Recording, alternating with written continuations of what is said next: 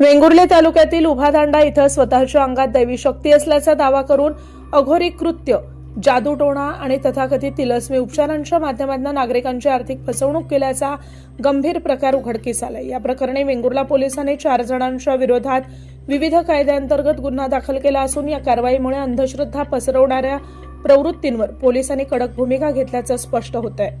Vengurla police ठाण्यात गुन्हा register क्रमांक 130/2026 अन्वये औषधी द्रव्य आणि तिलस्मी उपचार आक्षेपार्ह जाहिराती अधिनियम 1954 मधील कलम 5 आणि 7 तसंच महाराष्ट्र नरबळी आणि इतर अमानुष अनिष्ट अघोरी प्रथा आणि जादूटोणा यांना प्रतिबंध आणि त्यांचं समूळ उच्चाटन अधिनियम 2013 मधील कलम 3(2) अंतर्गत गुन्हा नोंदवण्यात आलाय।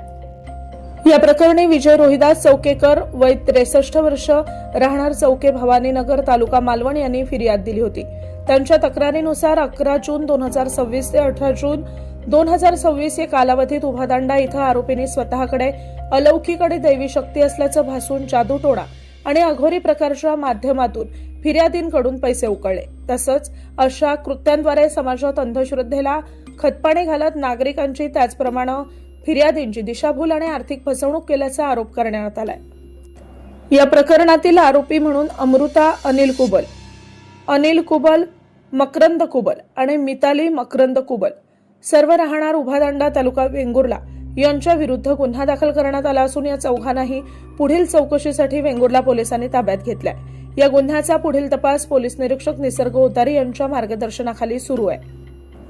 दरम्यान या घटनेमुळे अंधश्रद्धेच्या नावाखाली नागरिकांची फसवणूक करणाऱ्यांविरुद्ध कायद्याचा बडगा उगारण्याचा स्पष्ट संदेश पोलीस प्रशासनानं दिलाय। पोलिसांनी नागरिकांना अशा भोंदूगिरी, जादूटोणा किंवा तथाकथित दैवी शक्तींच्या आमिषाला बळी न पडता संशयास्पद प्रकारांची तात्काळ माहिती देण्याचं आवाहन केलंय।